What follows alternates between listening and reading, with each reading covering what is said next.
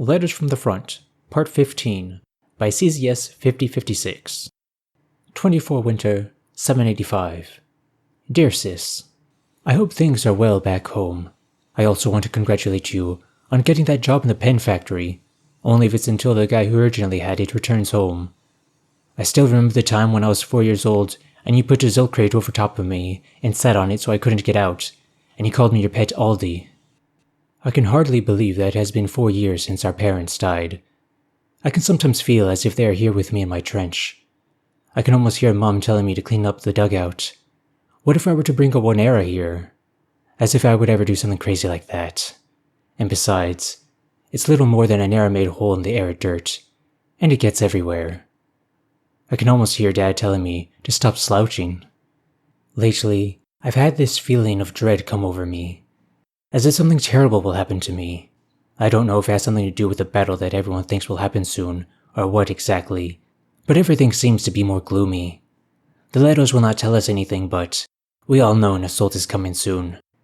We see more Neras in our trenches, more shells are being fired off, and the sentries are reporting that the Oriks are even putting up more automatic weapons at their front. This letter would be found on 2nd grade enlisted infantryman Joko Valley's body in a formerly Orik trench after the successful assault during the night of 24 Winter, 785. Part 16. Thank you for doing this interview for my documentary, Mr. Davis. What happened in the Great Galactic War? Well, the war for me started 81 years ago on 8 July, 3014. It was the day after my 18th birthday, and I received in the mail my draft notice.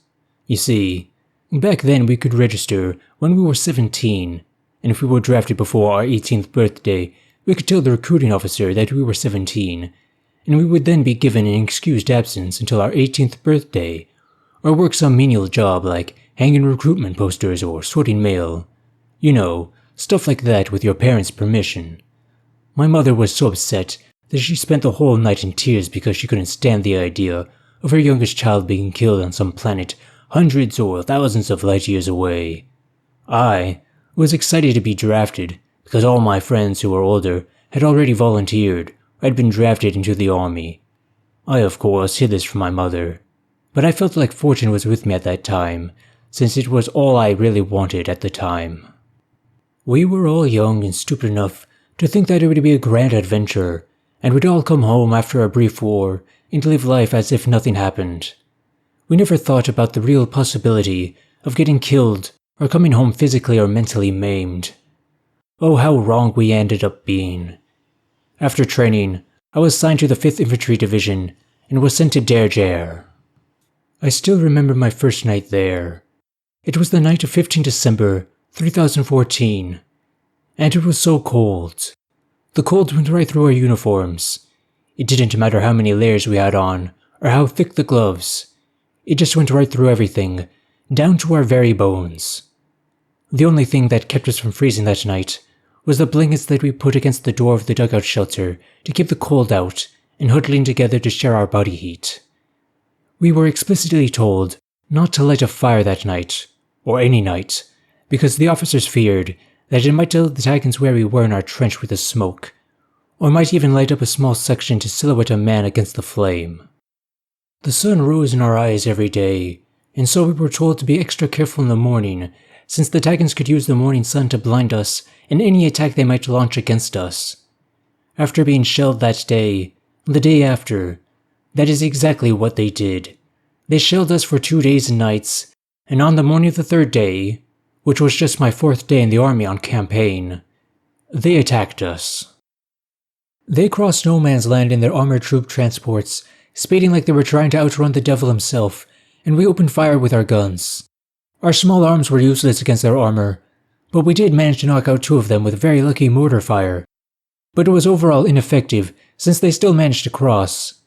When they were close enough that their main guns on their transports could no longer be aimed downwards at us, they stopped and opened in the rear to allow the Titans to run out to finish closing the distance, with the main guns supporting them.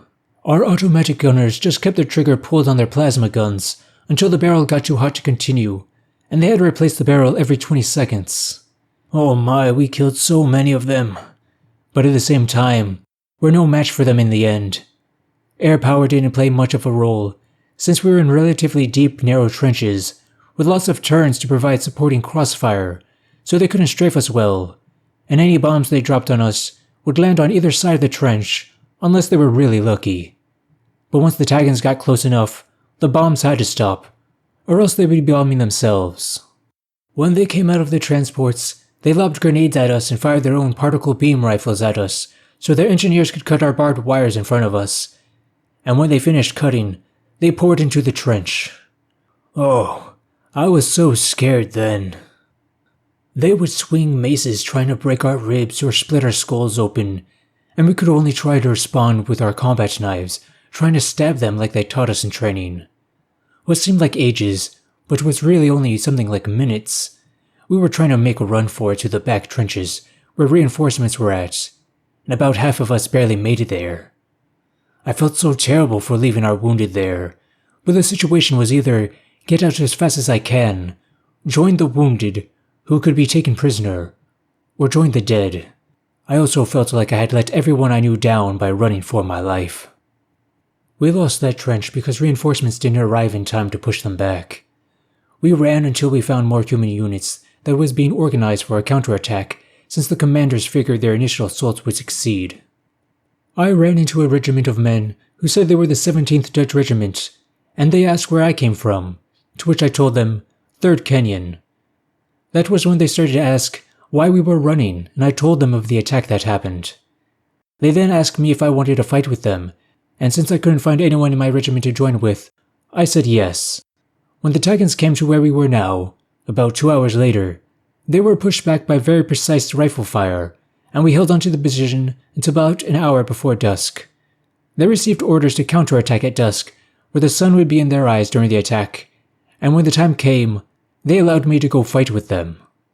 When dusk came, we went inside our own transports, and did basically the same thing they did, with charging the battlefield and exiting the transports when they could no longer provide the fire support we needed, and ran into our own trenches, and proceeded to kill as many as we could before a handful were running back to their lines, and all but 3 or so were shot in their backs in their retreat. We did not give them any chase that day, since we were exhausted, and they would simply wait until morning to launch a counterattack to retake any ground they lost. So, by the end of all the fighting, we were back to exactly where we were, as if nothing happened. Eventually, I found my regiment and the remnants of my division about a quarter-mile north of the Dutch, and I thanked them for allowing me to fight with them, and went back to my regiment. And that was just the first week of me being there.